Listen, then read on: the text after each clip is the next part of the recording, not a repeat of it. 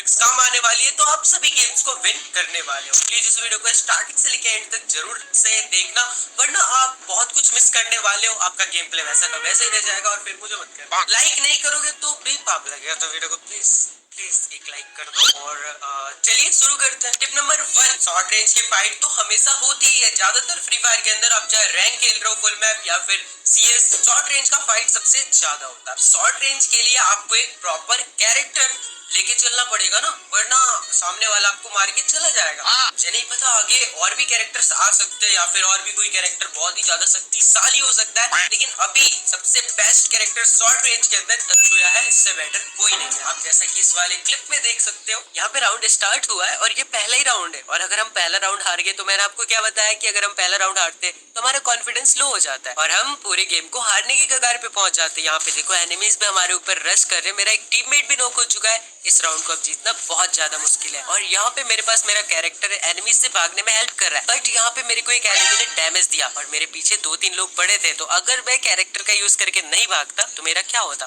मैं कैरेक्टर का यूज करके आया, मैंने कवर लिया और एनिमी को इजीली मार दिया और फिर वहां से मैं भाग के अब तो कैरेक्टर है भी नहीं, यूज कहाँ से करूँ। उसके बाद मैं यहाँ पे आगे बढ़ता गया। हमारे 3 प्लेयर जिंदा है, सामने 2 प्लेयर जिंदा है। यहाँ पे भैया आगे हमारे पर रश करने के लिए। हम यहाँ से बाहर निकल चुके हैं, क्योंकि अगर आपके पास M500 है तो क्लोज में तो बिल्कुल गलती से भी मत जाना। वो आपको G18 या फिर देखो वो कटाना लेके आ रहा है, कटाना से मार सकता है, तो आप थोड़ा डिस्टेंस मेंटेन करना। अगर आप M500 चला रहे हो तो यहाँ पे हमारे टीममेट ने उसको नॉक कर दिया। सामने सिर्फ एक ही बंदा है और यहाँ पे बंदा हमारे ऊपर रश करने के लिए आया। फिस्ट से मारेगा, कह रहा है बंदा खत्म। मैं कहना ये चाहता हूँ कि इस वाले सिचुएशन में मुझे नहीं लगता, आई डोंट थिंक सो कि किसी और कैरेक्टर के साथ मैं सरवाइव कर पाता, मैं जिंदा भी रह पाता, क्योंकि सामने वाले एनिमी ने मेरे को इतना डैमेज दे दिया था कि कोई चांस ही नहीं था मेरे जिंदा रहने का। बट कैरेक्टर से मैं इतना स्पीड भाग गया, इतना स्पीड भाग गया, एनिमी तो क्या उसका पूरा टीम भी मुझे नहीं ढूंढ पाया। आप बहुत ज्ञानी हो बाबा। तो यार कैरेक्टर का यही फायदा है, प्लीज अगर आप कोई भी कैरेक्टर यूज करते हो मत करो तत्सुया को, करो बेस्ट कैरेक्टर। वेट, इससे भी अच्छा एक कैरेक्टर है और साथ ही साथ उसके साथ एक बहुत ही खतरनाक स्ट्रेटेजी है। टिप नंबर 5 में आपको दुनिया की CS रैंक की दुनिया की सबसे खतरनाक स्ट्रेटेजी बताऊंगा। अगर आपने उस कैरेक्टर कॉम्बिनेशन को यूज कर लिया और आप उन टिप्स को फॉलो कर लिए, आप एक भी राउंड नहीं हार सकते। ये मैं लिख के देता हूँ, लेकिन वो तो टिप नंबर 5 में बताऊंगा। लेकिन अभी बढ़ते हैं हमारे टिप नंबर 2 की ओर, जो कि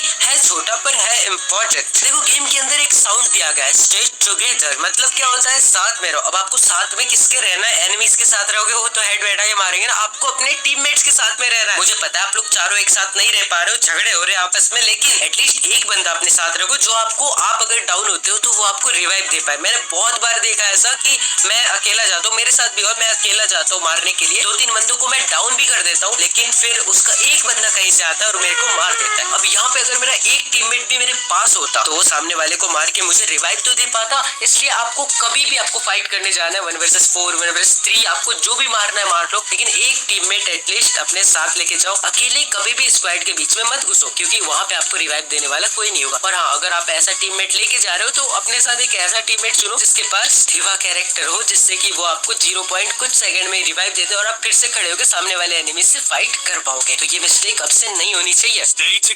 आई थिंक मैं इस वीडियो में सिर्फ कैरेक्टर्स पे ही बात कर रहा हूँ, क्योंकि हमारा टिप नंबर 3 भी यही है कि आपको या फिर आपके टीममेट्स को, आपकी टीम में किसी भी एक प्लेयर को क्लू कैरेक्टर का यूज जरूर से करना है। क्योंकि आपको क्या होगा, ऐसे में आपको पता होगा एनिमीज आ कहां से रहे, उनका लोकेशन आपको कुछ सेकंड तक पता चलता रहेगा, जिससे कि कोई भी एनिमी आपको सरप्राइज अटैक ना दे पाए। मतलब क्या होता है, आप जाते हो अचानक से हम जा रहे हैं, हमने एनिमी को देखा भी नहीं, वो हमें मार के चला गया। अच्छा बात। जैसे अभी सामने वाले प्लेयर के साथ हुआ, उसे पता नहीं कि मैं कहा हूँ, मुझे पता है क्योंकि मैं क्लू कैरेक्टर लगा के जा रहा हूँ। वो बेचारा सीधा आ रहा है, मैं जाके उसको सीधे हेडशॉट मार दिया। अब यहाँ पे अगर वो या फिर उसका टीममेट क्लू कैरेक्टर का यूज करता तो उसको पता होता कि इधर से बंदा आ रहा है और वो ऐसे सीधा रश नहीं आता, मतलब सीधा चल के नहीं आता। आई होप आप इस बात को समझे होंगे कि क्लू कैरेक्टर वाले टीम को फायदा होता है।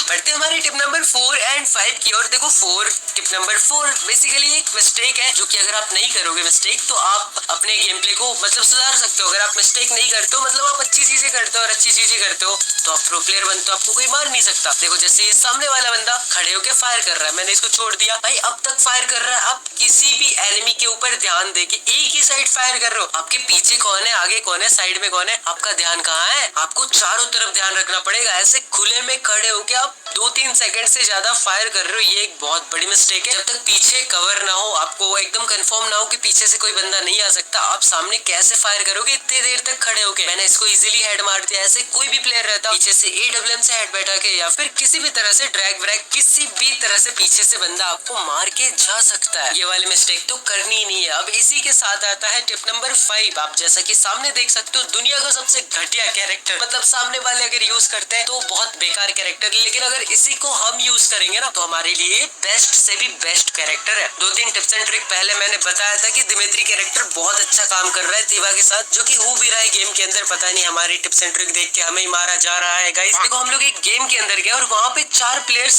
आई मीन 4 प्लेयर ही आते हैं ना सामने, तो उन लोगों ने क्या दिमाग लगाया, वो लोग क्या कर रहे, 4 प्लेयर एक साथ रह रहे हमेशा और शॉर्ट रेंज का वेपन ले रहे, जिससे कि वो एनिमीज के साथ, हम उनके एनिमी ही हुए तो वो हमारे साथ शॉर्ट रेंज का ही फाइट कर रहे हैं। और जैसे हम उनके साथ फाइट करने जा रहे हैं, वो शॉर्ट रेंज में दिमित्री चला दे रहे हैं। अब मारो कितना मारोगे, हमारे टीममेट मार रहे हैं, वो रिवाइव होते जा रहे हैं, मार रहे हैं, रिवाइव होते जा रहे हैं, और वो मार रहे तो हम एक ही बार में खत्म हो जा रहे हैं, क्योंकि हमें पता ही नहीं था कि शॉर्ट रेंज का फाइट लेना है। हम दिमित्री कैरेक्टर लेके नहीं आए थे। यार ये एक बहुत ही अच्छी स्ट्रेटेजी हो सकती है। अगर आप 2 दिमित्री कैरेक्टर लेके जाओ, एक तत्सुया, एक कोई भी बंदा, मतलब जो भी कैरेक्टर उसको मन वो ले सकता है, और एक बंदा टीम का A124 या फिर ये कौन सा कैरेक्टर है मुझे नाम याद नहीं आ रहा, मैं एडिटिंग के टाइम बता दूंगा, बट ये वाला कैरेक्टर लेके जाओ। इससे